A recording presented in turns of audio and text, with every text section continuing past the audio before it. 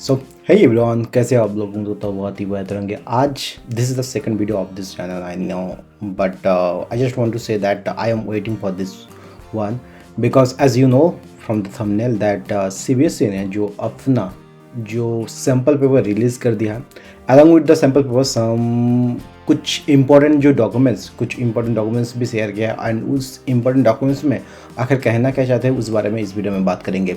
सो अगर आपने थंबनेल देख लिया होगा देन डोंट वरी, अगेन आप इसे अपने होश हवास में मेरे मुंह से सुन लो। एंड दैट इज़ कि सीबीएसई ने जो सैम्पल पेपर निकाला है उस सैम्पल पेपर में क्लियरली ये बता दिया गया है कि not only your question will be how the type will be, also उन्होंने मेंशन किया 80 मार्क का क्वेश्चन जो होगा उसमें से जो 50% क्वेश्चन वो आपका कम्पिटिटिव बेस होगा। कहने का ये मतलब है आपका पहले जो होता था आपका एनसीईआरटी से सीधा क्वेश्चन उठा के डाल लिया गया था एंड अभी तक ये हो रहा था, लेकिन अब ऐसा कुछ भी नहीं होगा। Now the concept is clear, concept should be clear. और दूसरा, अगर किसी दूसरे सब्जेक्ट के बारे में बात करूं then this is the total different thing, but math at least total concept है। मैथ ऐसा एक चीज़ है जो कि अगर आप किसी MIT प्रोफेसर से भी बिलोंग करते हैं देन ऑल्सो आपका बात नहीं माना जाएगा अनटिल अनलेस आप उसे लॉजिक के साथ बता रहे हो, आप एज ए फार्मूला के तौर पे बता रहे हो। कहने का ये मतलब है कि आपका जो कम्पिटिटिव या फिर कॉन्सेप्चुअल पे ज़्यादा ध्यान देना पड़ेगा इसके बाद से, क्योंकि जो 50% ऑफ द क्वेश्चन वैसा ही आने वाला है। तो कहने का ये मतलब है अगर आपको 100 आउट ऑफ 100 चाहिए, जैसे कि अपना टारगेट वही है, तो आपको इस चीज़ में थोड़ा सा ज़्यादा ध्यान देने पड़ेगा। जो सैम्पल पेपर में कुछ ऐसे चीज़ के बारे में इससे क्या सैम्पल होगा वो मैं डिस्कस करूँगा। एंड ऑल्सो वहाँ पे जो मार्किंग का मार्क स्कीम भी दिया गया है उसके बारे में भी अपन बात करेंगे। दोनों के बारे में, मैथ का स्टैंडर्ड एंड द बेसिक का दोनों का ही आ चुका है। मैं अगर इसका वीडियो ख़त्म होने के बाद आप सीधा सीबीएसई का जो भी वेबसाइट है, ऑफिशियल वेबसाइट cbse.nic.in में जाके भी आप चेक कर सकते हो, वरना आप डिस्क्रिप्शन में दिया हुआ लिंक से भी उस सैम्पल पेपर को डाउनलोड कर सकते हो। आने वाले टाइम में मैं कोशिश करूँगा उसे कैसे सॉल्व किया जाए कि मार्किंग जो स्कीम है वो उसके बारे में बात करेंगे।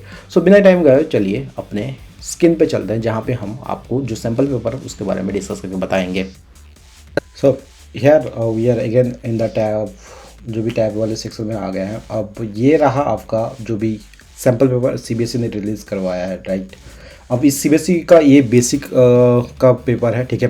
डोंट वरी, बेसिक स्टैंडर्ड सबका लगभग आपका सेम बराबर है। सारा जो नॉर्मल आप कह सकते हो, जो भी द बेसिक फॉर्मेट, हम लोग आज फॉर्मेट के बारे में बात करने वाले हैं। फॉर्मेट जो भी है वो बराबर है। उसके लिए आप लोगों को टेंशन लेने वाली बात नहीं है। हम बेसिक का बात करेंगे, हो सकता है हम लोग स्टैंडर्ड वाला क्वेश्चन पेपर भी देख लें। एंड नॉट ओनली दैट, जो मार्किंग का स्कीम है, ठीक है, मार्किंग स्कीम वो भी ज़रूरी है, ठीक है। Now come to the here कि मैथमेटिक्स बेसिक का ये रहा आपका point and this is the code, इतना, ठीक है। अब कुछ लोग बोलेंगे कि भैया ये कोड बराबर है क्या? तो यार ये आप एक बार क्लास टीचर से हम लोग कंफर्म करा लेना, ठीक है। बाकी सैम्पल क्वेश्चन पेपर ये है क्लास 25-26 का, मार्च 26 में जो भी क्वेश्चन आने वाला है इसके रिगार्डिंग। वीडियो को ध्यान से इत्मीनान से सुनना, क्योंकि ये जो मैक्सिमम आपका 80 मार्क्स का क्वेश्चन होगा, ठीक है। मैक्सिमम 80 मार्क्स का टाइम आपको दिया जाएगा 3 आवर्स का। अब यहाँ पे जो 10 आपका रूल्स दिया है उसके बारे में हम थोड़ा सा डीप में जानेंगे। सबसे पहले यहाँ पे आ जाता है कि यार इसे थोड़ा सा जूम कर लेता ताकि आपको ना समझने में थोड़ा सा आसानी हो। ओके, इसे यहाँ पे कर चुका है, राइट। अब यहाँ पे बात कर लेते हैं। 80 मार्क्स का होगा, 3 आवर्स का होगा। General instruction, read the following instruction carefully and follow them.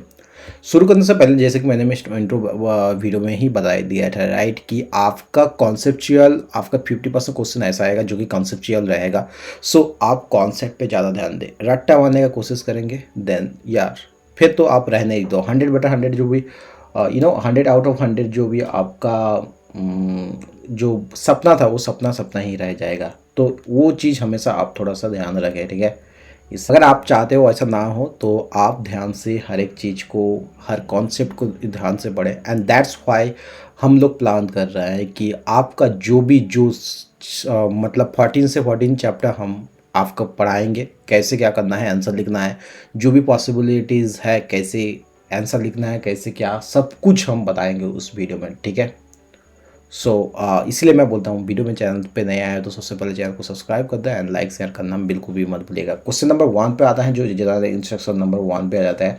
यहाँ पे बताया जा रहा है कि आपका जो this question paper contents 38 question, ठीक है। ऑल क्वेश्चन आर कंपलसरी, ऐसा नहीं है, मैंने आप किसी और क्लास में होगा शायद ऐसा कि आपको एक्स्ट्रा क्वेश्चन दिया जाता था, राइट। लेकिन यहाँ पे 38 क्वेश्चन दिया जाएगा, आपको सारा का सारा क्वेश्चन आपको सॉल्व करना है, okay. Now the second point पे बात करते हैं, ये फर्स्ट क्वेश्चन हो गया। द सेकंड पॉइंट पे आते हैं द क्वेश्चन पेपर यहाँ पे आप मार्क करें, ठीक है। द क्वेश्चन पेपर कहाँ पे गया है? The question paper is divided into 5 section, A B C D and E, ठीक है। इस चीज को ध्यान में रखें। In section A, question number 1 to 18 are the multiple choice question and question number 19 and 20 are the assessor region based question, ठीक है, एंड ऑफ 1 मार्क क्वेश्चन। काफ़ी लोग इसका कंफ्यूज कर देते हैं कि यार 20 क्वेश्चन है जो कि MCQ है। ऐसा नहीं है, मैं आपको ये चीज़ दिखा देता हूँ अभी के अभी, ठीक है। यहाँ पे जो टिल क्वेश्चन 18 है वो आपका MCQ है। बाकी जो 90 एंड 20 है वो क्या है आपका, is following question contains 2 statement, for example assertion and reason, okay, and has following 4 choices, only one of which is the correct answer, ठीक है। असर्शन बेस्ड आपका क्वेश्चन होगा। सो आपको वो चीज़ का भी ध्यान रखना है। आपको इनमें से ये जो दोनों क्वेश्चन है 19 एंड या 20 जो क्वेश्चन है, इसमें से एक ही ऑप्शन आपका सही है, उससे चूज करना है, ठीक है। होपफुली आप इसे समझ गए होंगे। Now again come to the point, ये हम लोग 2 एंड 2 का हम एंड 3 का अपना जो भी ये डिस्कस कर चुके हैं, right, 2 and 3। Now come to the point 4, point number 4 in section B, question number 21 to 25 are the very short answer type VSA type question carrying each 202 marks question, ठीक है। आपका इसका ध्यान में रखना है, जो भी हर एक क्वेश्चन 2 मार्क का क्वेश्चन कैरी करता है, जो कि टोटल आपको 5 क्वेश्चन सॉल्व करना है। In section C, question number 26 से लेकर 20 are the short answer type question carrying 0.03, हर जो क्वेश्चन होता है वो 3 मार्क का क्वेश्चन होता है। सो वो सारा का सारा क्वेश्चन भी आपको सॉल्व करना है। In section D, question number 32 35 are the long answer type question carrying 5 का हर एक क्वेश्चन 5 नंबर कैरी करता है। In section E, question number 36 to 38 are the case study based question. भैया ये क्या चीज़ हो गया है, ज़्यादा से ज़्यादा बच्चे लोग ना केस स्टडी बेस्ड में फंस जाते हैं। एंड वो बच्चे ज़्यादा से ज़्यादा फंसेंगे जो बच्चे मतलब अगर आपने समझ के नहीं पढ़ा होगा, ठीक है, एंड तभी ये चीज़ होता है। नाउ अब बोलोगे कि भैया इतना ज़्यादा क्यों कर रहा है। पहले तो ऐसा होता था कि NCERT से सीधा क्वेश्चन दे देते थे एंड वो चीज़ सॉल्व हो जाता था। बाय द टाइम CBSE इसे और ज़्यादा टफ कर रहा है, क्योंकि आप आने वाले टाइम में जो कम्पिटिटिव एग्जाम में बैठोगे, ठीक है, कम्पिटिटिव एग्जाम को टारगेट करके ही ऐसा क्वेश्चन बनाया जा रहा है। In the section 36 are the case study based question each carrying 4 marks, okay. सब parts of the values of 1 and 2 marks is respectively, ठीक है। ऐसा नहीं है कि पूरा क्वेश्चन को आपको पूरा 4 मार्क्स दे दिया जा रहा है, आपका 4 मार्क्स में से उसे भी आपको पार्ट में डिवाइडेड कर दिया गया है। ये बहुत ही बढ़िया है, ठीक है। बाकी ये तो मैथ का बता रहा हूँ, अपने टाइम में ऐसा होता है ना कि जो क्वेश्चन वही क्वेश्चन चूज करना जो को जिसे लाइक डायरेक्ट 5 मार्क्स का आता है, वैसा क्वेश्चन बिल्कुल भी मत चूज करना, ठीक है। ऐसा क्वेश्चन चूज करना जहां पे आपको पार्ट में दिया जाएगा, that is the best part, okay, जो कि CBSE अभी फॉलो कर रहा है। There is no overall choice, okay, there is no overall choice. इस चीज को थोड़ा सा गौर से सुनना। However an internal choice in 2 question of section B, 2 question of section C, 2 questions of section D has been provided. An internal choice has been provided in all 2 mark question of the section E. इस चीज को भी थोड़ा सा ध्यान में रखना। Draw neat and clean figures wherever required. मैंने हमेशा बताया, ठीक है। आपका अगर आप रियली समझ के पढ़ा, अगर आपने फिगर ड्रॉ कर लिया ना किसी भी क्वेश्चन का, चाहे वो रिलेटेड सर्किल हो या फिर सरफेस एरिया में हो, ठीक है, आपने फिगर अगर ड्रॉ कर लिया देन आपका 90% क्वेश्चन तो वहीं पे सॉल्व हो गया। तो वो चीज करना, एंड CBSE भी बोल रहा है उसे करना जरूरी है। Take pi equal to 22/7 wherever required if not state. जहाँ पे आपको नहीं बताया जा रहा है कि पाई का वैल्यू 3.1 ले लो, वहाँ पे आपको पाई इक्वल टू 22/7 आपको लेना ही पड़ेगा, ठीक है। Use of calculators is not allowed, ये चीज़ आप थोड़ा सा ध्यान में रखें, ठीक है। ऐसा काफ़ी सारे लोगों को वो स्मार्ट वॉच लेके चले जाते हैं, ठीक है। आई होप वो चीज़ आपको अलाउ नहीं करेंगे, ऐसा बिल्कुल भी करने का मत कोशिश करना, क्योंकि अगर आप चाहते हो कि आपका एग्ज़ाम स्मूथली चले, देन आपको हर एक चीज़ आपको स्मूथली फॉलो करना है, हर एक चीज़ पे आपको ध्यान देना है, कोई भी चालाकी कोशिश करने की कोशिश मत करना, एंड इन चक्करों में अपना लाइफ बर्बाद मत करना। That's all I can give you the advice. बाकी सब्सक्राइब करके रखो यार, विथ बेल आइकन को नोटिफिकेशन वाला बेल आइकन को ऑन कर दो। क्यों?